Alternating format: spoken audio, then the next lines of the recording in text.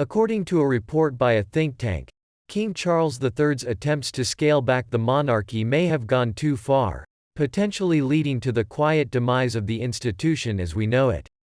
With Queen Elizabeth no longer at the helm, the monarchy is facing a natural crisis exacerbated by the loss of Prince Philip as well as the departure of the Duke and Duchess of Sussex for the United States and the removal of Prince Andrew from his duties. The younger generation of royals is showing reduced engagement with the British people and risks becoming disconnected from the nation they are meant to serve.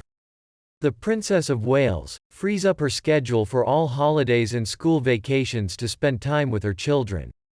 On other days, she doesn't appear very often, either. Last year, she was known to have fewer than 100 outings in a year, the fewest in the royal family. Kate has not been too spoiled this year either. Her last public appearance was a month ago, attending St. Patrick's Day with William on March 17, then disappearing from view for 3 weeks, showing up at an Easter service on March 9 and then disappearing again for a week. According to sources close to the British royal family, Prince William has been known to prefer a more private lifestyle at a country estate, while his wife Kate is sometimes kept out of the public eye to avoid drawing comparisons to Princess Diana, who became more popular than her husband.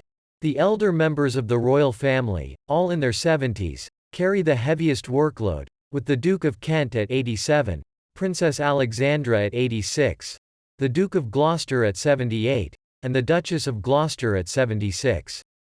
Princess Anne, who is 72, has been recognized as the most industrious member of the royal family. According to an analysis by the Civitas Centre, the number of royal family events in Britain has dropped from 3,338 in 2014 to just 2,079 last year and promises to drop to 1,000 in the coming years.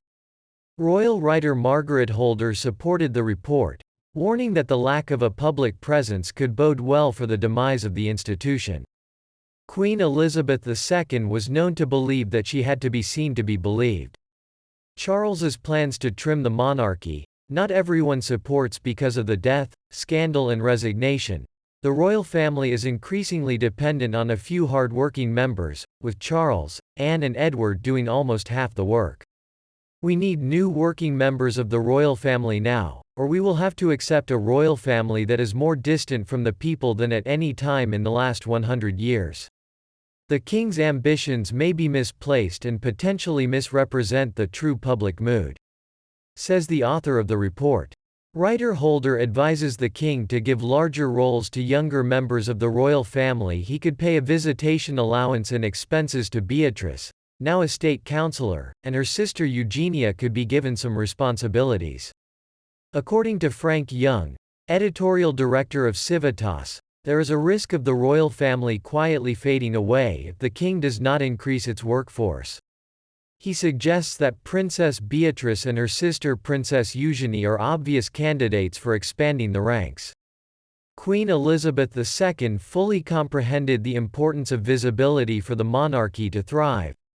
However, as it stands today, the number of royals is insufficient. In order to carry on where Her Majesty left off, several new members are necessary. The public demands it. The authors of the analytical survey so actively promote the idea that we should attract new young members of the royal family, in particular Zara Tindall, and especially Princesses Beatrice and Eugenie. One gets the feeling that perhaps some of them commissioned this analysis. Or are people really not interested in such a small and rarely seen family? Your opinion?